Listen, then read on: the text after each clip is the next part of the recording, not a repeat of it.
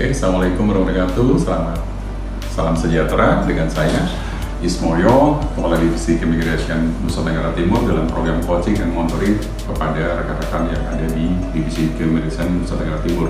Yang pertama nanti kami akan lakukan terhadap Bapak Ferdi Maulana, Kepala Bidang Perizinan dan Informasi Keimigrasian berkaitan dengan kerjasama dan koordinasi kekonsuleran. Kemudian yang kedua kepada Jabatan Analis Keimigrasian Madya, Bapak Christian Pena, akan terkait dengan hubungan kerja antara pejabat fungsional analis Madya dengan pejabat struktural di lingkungan divisi keimigrasian. Yang ketiga kepada Jabatan Fungsional Pelaksana dan masing-masing untuk jabatan fungsional atas nama Sri Rahmawati terkait dengan perencanaan dan keuangan.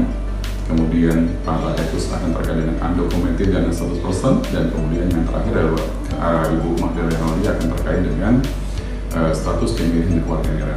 Selamat menikmati dan mengikuti. Kemarin terkait kegiatan kewarganegaraan, apakah kita perlu melakukan koordinasi ke pihak konsuler, terutama di Kemenlu, Pak Dirjen Conference tanah Pak Adi? Terkait dengan penyelesaian status keimigrasian, undocumented person, kemudian status, kita harus berhubungan dengan eselon 1 karena prosedur operasionalnya memang harus melalui eselon 1. Jadi pergunakan mekanisme nota diplomatik, menggunakan mekanisme unit eselon 1 dan juga kekonsuleran, visitasi kekonsuleran. Ini kesetaraan tidak ada yang berbeda, kita sama-sama belajar. Kira-kira dari saya selaku pengemban fungsi divisi keimigrasian di Nusa Tenggara Timur, apa yang kira-kira kita bisa kembangkan untuk Pak Kris? Ya, karena saya ini analis ahli media pertama di divisi imigrasi NTT, sehingga perlu kita bangun pola kerja. Karena selama ini kami sebagai pelaksana mendapatkan beberapa masalah yang terdapat di kabupaten, terutamanya di Nusa Tenggara Timur, Bapak. Iya, temuan pengawasan keimigrasian akan menemukan orang berstatus keimigrasian jelas atau tidak. Nah, bagaimana dengan yang hasil perkawinan itu menikah dengan TKI atau pekerja migran, kemudian statusnya adalah pernikahan di bawah tangan, ini yang perlu kita clearkan dari teman. Saya secara pribadi untuk pengembangan pelaksanaan tugas saya tentunya masih banyak hal yang perlu saya pelajari, Bapak. Yang pertama untuk perkembangan kebijakan yang ada. Kemudian yang kedua dalam fungsi membantu di bidang fasilitatif, masih banyak juga yang perlu saya pelajari. Salah satunya sekarang saya lagi mempelajari. Secara spesifik nanti akan kita untuk kecilkan dulu satu persatu.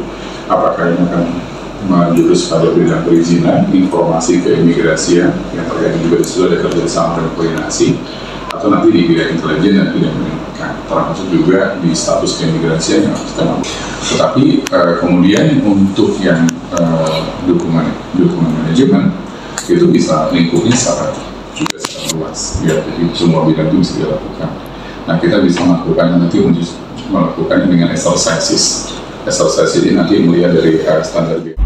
Mungkin Bapak saya ingin menanyakan terkait seberapa kuat nota diplomatik untuk kami upayakan. Nota diplomatik ini sebetulnya dalam hubungan luar negeri antara warga negara asing dengan kementerian yang memiliki fungsi pemerintahan warga negara asing. Jadi ini menyampaikan diplomatik. jadi Pak Kadip, yang belum saya pahami, pola kerja dalam hal garis komando itu seperti apa saya harus lakukan?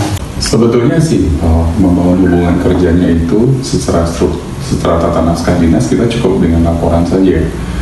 Laporan sesuai dengan tata naskah dinas, kemudian yang sudah selesaikan kemudian dikirim ke via Sumakar elektronik sebagai pola hubungan kerja elektronik. Kemudian nanti di situ analis bisa cukup memilih kepala divisi atau kepala bidang yang membawahi atau membidangi